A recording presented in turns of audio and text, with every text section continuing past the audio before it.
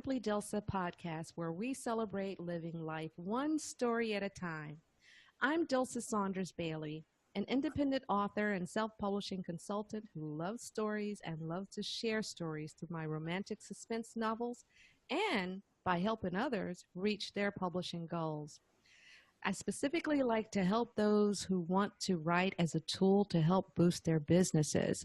And those folks I refer to as bookpreneurs. Today, our guest is a bookpreneur. And when I mention bookpreneur, it doesn't necessarily mean that the book is the basis for their business, but it can also be a product or a great business card that promotes their expertise. Dionicio Torres is our guest today, and I'm so excited. He's a bookpreneur.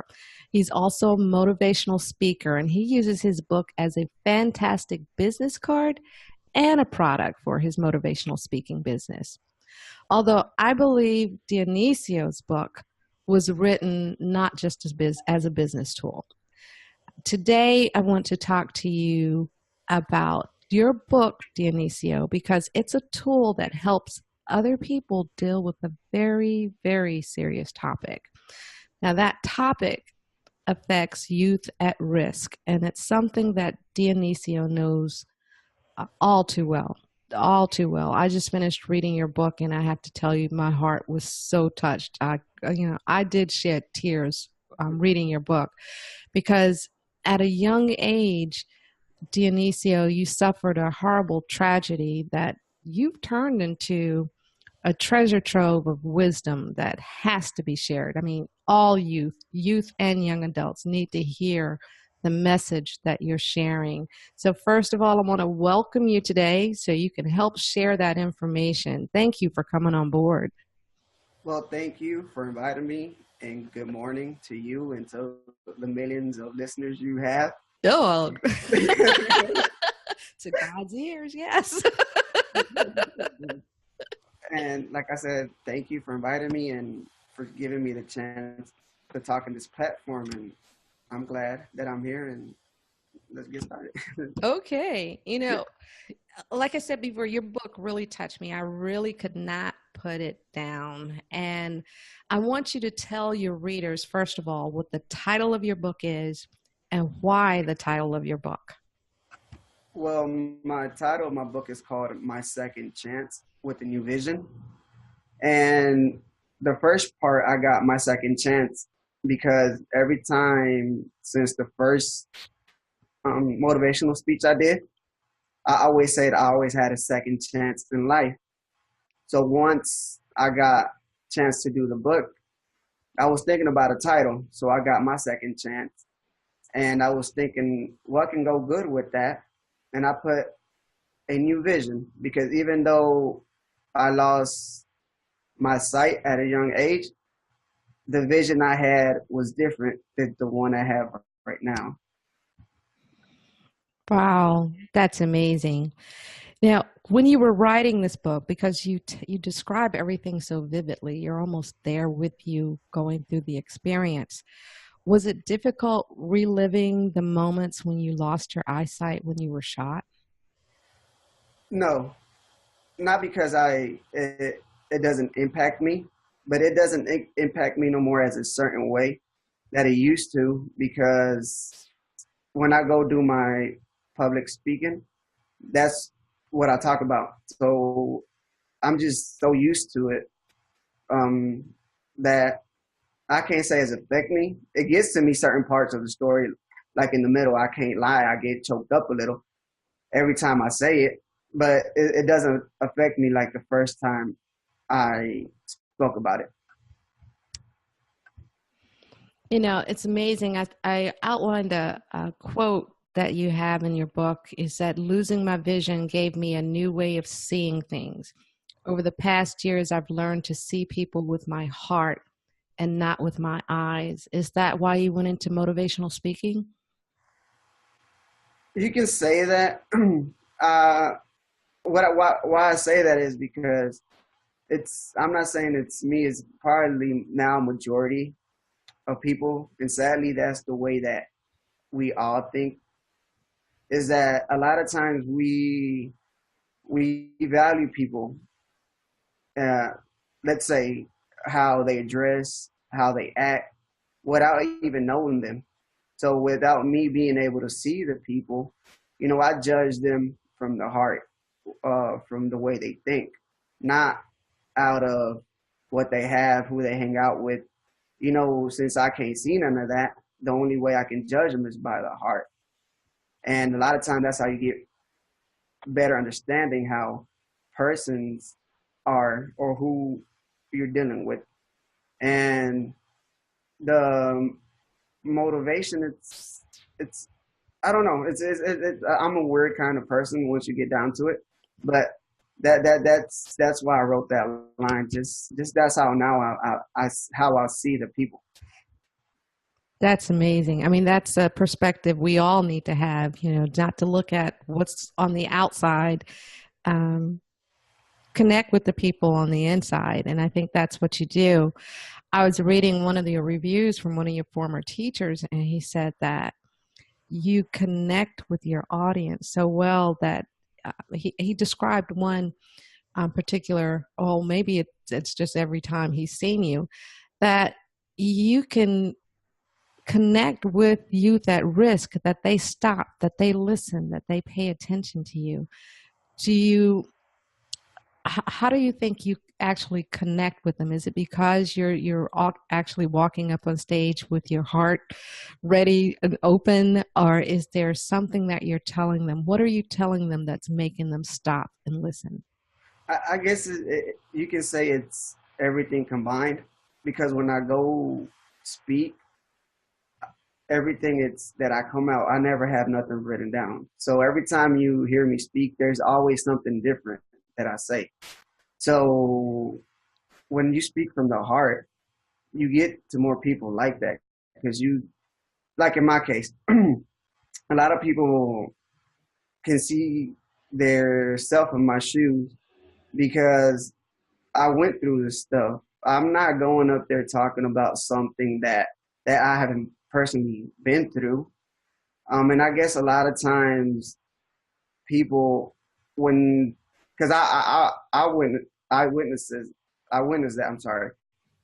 A lot of times when I was in school, that you used to go to school, and sometimes people, motivational speakers, used to go to the type of schools we went to, let's say in the South, in Atlanta, and the kids were like, they used to be asking themselves or telling each other, he hasn't been when we went through, so how does he know how we feel? And I guess since I grew up and that's a type of environment, and that's the type of environment I go speak at, Hmm. they relate a little bit more to my story.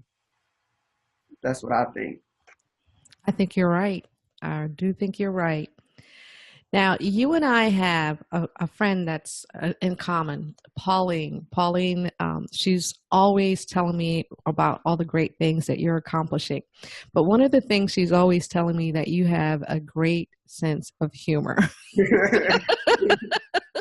Yeah, she's sitting right across from me, I think. Yes, she's right there. And that I was, yes, I do. But like I explained to people, Denicio is the more serious guy. This more serious guy. That's me when I go speak. That's me when I do um, interviews and stuff like that. Junior is like the friendly, the one that likes to dance, the one that goes out and do probably some stuff that the next day has his head hurting thinking about stuff. But and that's the weird thing about it, that I'm not. I guess a lot of times I think that what I do don't count, but I motivate people not just sometimes by my mouth, but by my actions. Because a lot of times the people that are around me don't tell me, to be honest, until they have like two drinks in their head. So their, their truth comes out about, oh, we see you doing this, and we don't know how you do it, but it's just something that I had to get used to. Never thought I was gonna get used to the life I'm in right now, but it's something that I have to deal with it. Because if I had never dealt with it or got got, how can I say that, used to it, or I wouldn't be where I'm at. Basically, if I haven't accepted it 11 years ago and I would still be living with that pain and with that thought in my head, I honestly Wow. wouldn't be here where I'm at right now.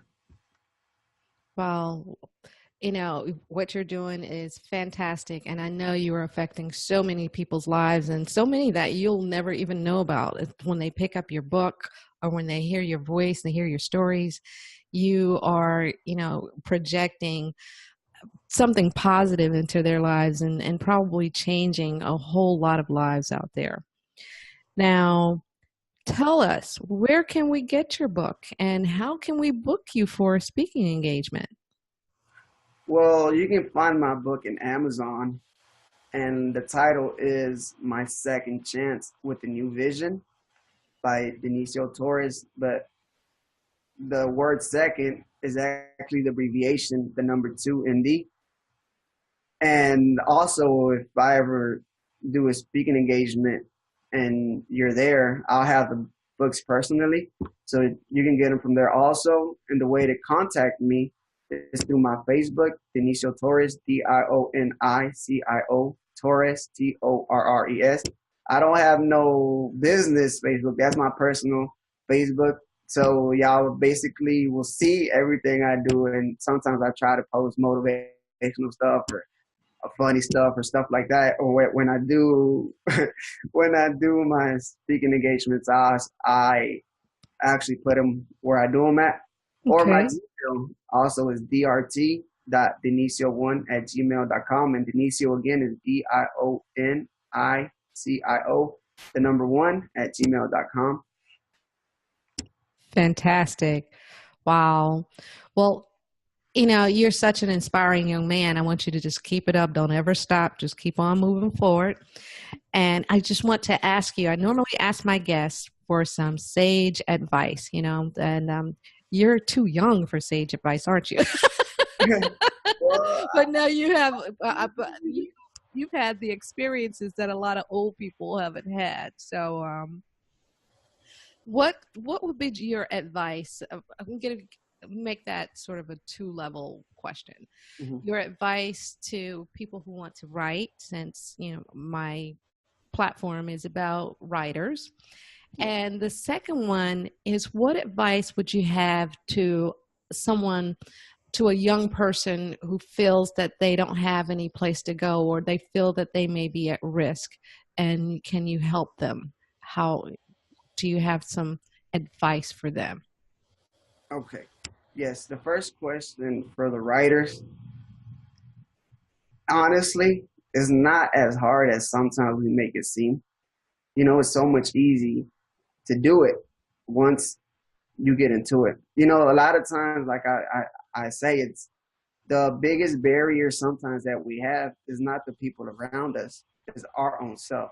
Because a lot of times we put ourselves more down than what other people put our down. Put ourselves down. So once you get to it, like in my case, I always try to put myself into stuff because I don't like talking about nobody else. But in my case, at first I didn't want to write because I thought it was just it's too hard. I'm not gonna be able to do it. The processes, the editing, the all that stuff that comes with the book. But once you know somebody, like in my case, Miss Pauline, she was a great help with that, with the editing, with helping me or pointing me to the direction where to go next. So for the writers, if I can do it, that I'm visually impaired, zero vision, it's what's stopping you. There's nothing that can stop you. You can say this, well, if he can do it, I can do it, basically. Yep, you let nothing hold you back. That's for So, sure. Yep. okay, and the second question is about you said about the youth. Yeah. Okay, with them is that a lot of times if you are hearing this, I hope it gets to the teenagers years also. Sometimes in life we try to stick in with some crowds that a lot of times we don't really want to hang out with them. or you don't want to hang out with them. But since that's what everybody is doing, you know, you think that's the best thing to do. And so, in majority of the cases, gangs, drugs, like I said, they all fall into the same category. You end up dead or in jail. And anybody that went through their life, there's no one that has had a good outcome. Because once you fall in jail, you're there. Sometimes 5, 10 years, sometimes for life, just for some decisions that you made.